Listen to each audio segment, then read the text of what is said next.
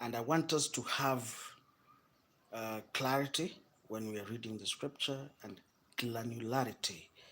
I want us to read the scripture and I want you to zoom in to every verse. I want you to ask yourself questions while in the process of reading the scripture. I don't want us to do a summary reading. I want us to do verse for verse. Let us do a forensic study of the scripture, and I want us to have a deeper, understanding. Are we together?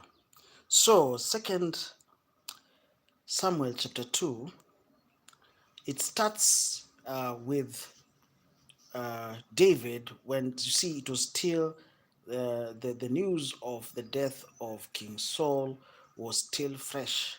So David, the first thing he did, he went to the men of Jabesh Gilead, and he not congratulated them. He told them, what's the word? What's the word? What's the word? He was grateful to them because they showed mercy and kindness to King Saul and Jonathan, because they buried him respectfully.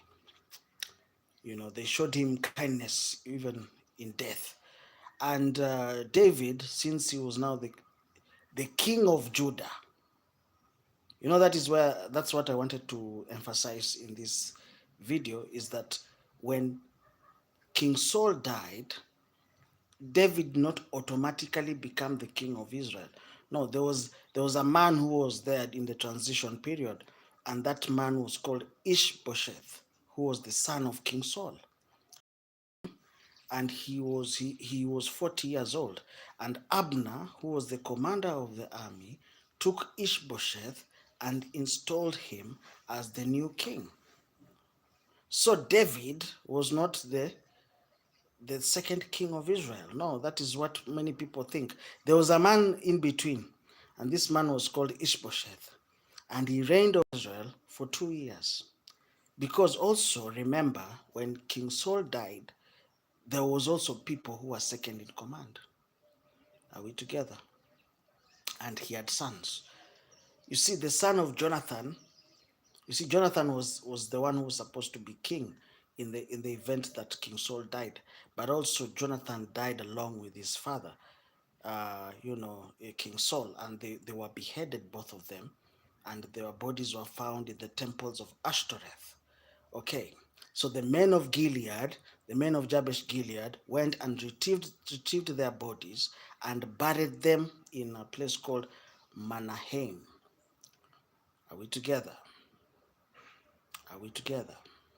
So here, when David returned, when David now, when King Saul died, David reigned in the cities of Judea, the tribe of Judah.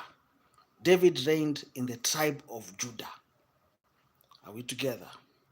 It was the tribe of Judah. David came from the tribe of Judah. That's why even when Solomon became the king of Israel and 10 tribes went to Jeroboam, what happened? What was left with Rehoboam was the tribe of Judah. Rehoboam remained. The tribe of Judah was always loyal to David. The tribe of Judah was the strongest, and it was loyal to Solomon. And also, even in every time, the tribe of Judah was loyal to Rehoboam. It was loyal to Abijah. It was loyal to Asa. It was loyal to Jehoshaphat, etc. Are we together? So you see here, the first place where David became king was in the tribe of Judah. And he reigned in a place called Hebron for 7 years. 7 years, 4 months. Are we together? I want us to read the scripture step by step. I don't want us to miss anything. And once we read the scripture, we'll be able to have a deeper understanding of the scripture, and not just a deeper understanding. I also want us to have a I want you to have a chronological. You can explain what happened chronologically. You can even draw a graph, and tell people that after King Saul, it never became David. No, After King Saul, there was a man who was called Ishbosheth, and Ishbosheth was the king of Israel for 2 years. Are we together?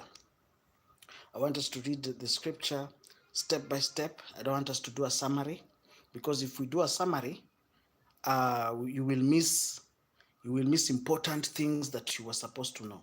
Are we together? Okay.